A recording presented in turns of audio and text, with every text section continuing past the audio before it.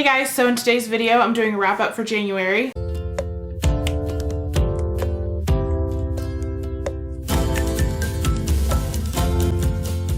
I read 11 books this month, so this video is probably going to be pretty long. I'm going to try to keep it as short as possible. The first book that I read in January was The Host by Stephanie Meyer. I enjoyed this book way more than I thought I would. I ended up giving it 4 stars just because it was really slow in the beginning, but if it wasn't for that, I would definitely give it 5 stars. I don't know why I loved it so much, really.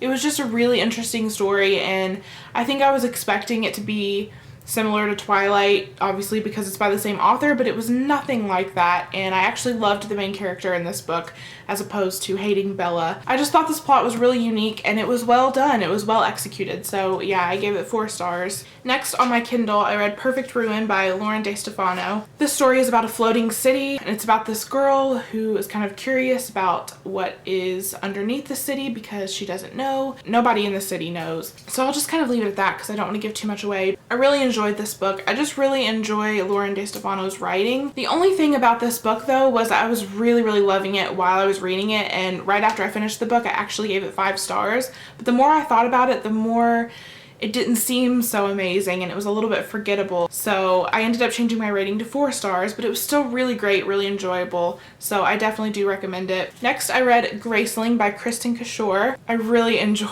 this a lot. I gave it 5 stars. It was a little slow going the first, I don't know, couple of chapters, but after that I was definitely hooked. I think my favorite things about this book was the world building and the characters. I love Katza and Poe. Next, I read The Shack by W.M. Paul Young, and this was a really random read for me. I'd never even heard of this book before I picked it up. My mom had picked this book up from the thrift store. She told me how amazing it was, and it definitely got my interest the more she talked about it. Even then, I still wasn't planning on reading it this month, but I just had gotten in a reading slump and I had started 3 or 4 different books and nothing was catching my interest, so I was like, you know what? I'm just gonna pick this up and give it a try and see if it gets me out of my slump. And it did. I definitely enjoyed it, but it is different, so it's not gonna be for everyone. This is about a guy named Mac who goes on a family vacation with his kids, and his youngest daughter gets kidnapped while they're on this vacation. During the investigation, they go to this shack and find his daughter's bloody dress there. So they presume her to be dead, and then you kind of fast forward 3 years later and he gets this mysterious note in his mailbox. I can't remember exactly what it says, but it's basically telling Mac to come to the shack, and it's signed Papa. And he thinks at first that it's the killer playing a trick on him, but he soon finds out that it was actually God because his family calls God Papa. And so he goes to the shack and spends the weekend with God.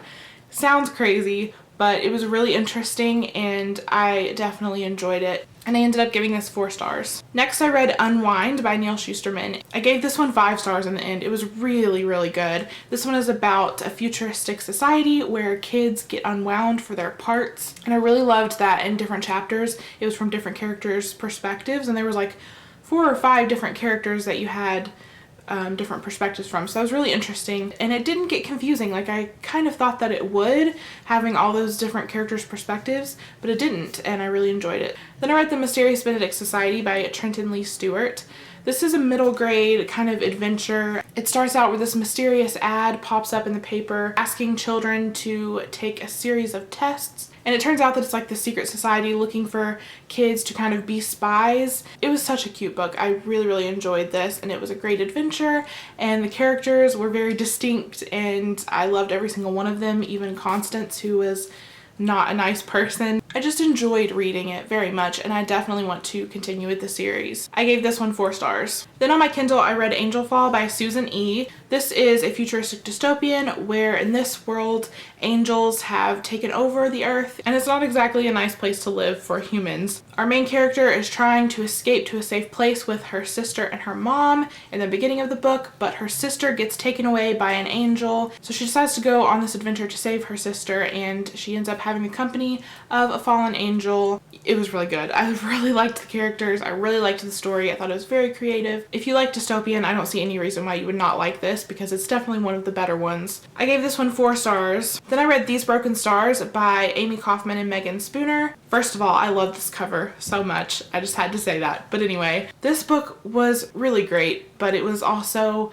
really intense. Like, it legitimately stressed me out more than a book has stressed me out in a while. So it was intense and crazy and a lot happened. This one is a sci-fi and it's about a ship in space that crashes onto this new planet that no one has ever heard of before, and there's only 2 survivors, and that is our 2 main characters. I forget the girl's name, but the boy's name is Tarver. Just kind of seeing their journey of survival together is really interesting because they don't really like each other in the beginning at all, and then being on this totally new planet, not knowing if there's any other life forms, and there's like mysterious stuff going on this planet, and it's just crazy. So I definitely recommend checking it out. I gave this one 4.5 stars in the end. How to Be a Hepburn in a Hilton World, and this is by Jordan Christie. And basically it's just about how our society doesn't have as much class as it used to when Audrey Hepburn was around. And it's a how-to book for trying to obtain the class and grace that Audrey Hepburn had, which I love because I love Audrey Hepburn so much, and I definitely agree that our society does not have near as much class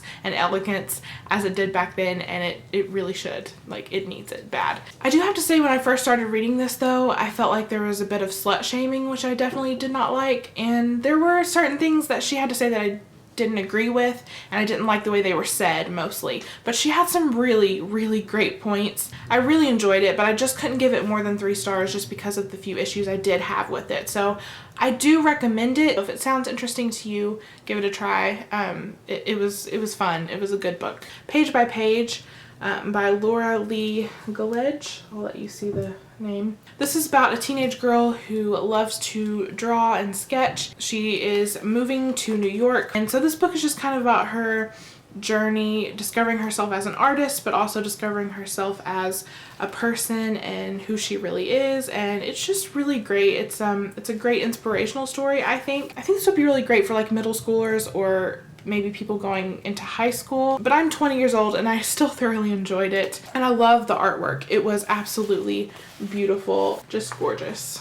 And just to let you know, I am a total newbie with graphic novels, so I can't give you a very educated review. So for someone who has only picked up a couple graphic novels in her life, I would say that this one was definitely enjoyable and I would recommend it. It was fun. I would have given this one 3 stars, but the artwork was just so beautiful that I had to bump it up to 4 stars. The last book that I read this month, I actually finished it today, which is the 2nd of February. But I read most of it in January. So City of Bones by Cassandra Clare. This is my 2nd time reading it, and I pretty much feel the same about it as I did the first time. It was slow getting into it, but once I got into it, it was really good. The world building is just amazing. Like, as a writer, I just look at it and I'm so amazed by it. Last time I gave this book 3.5 stars. I actually bumped it up to 4 stars this time, so I guess I did like it a little bit more this time around. Oh, so finally, that is all the books that I read in January. I hope you guys enjoyed this video, and I'll see you in the next one. Bye.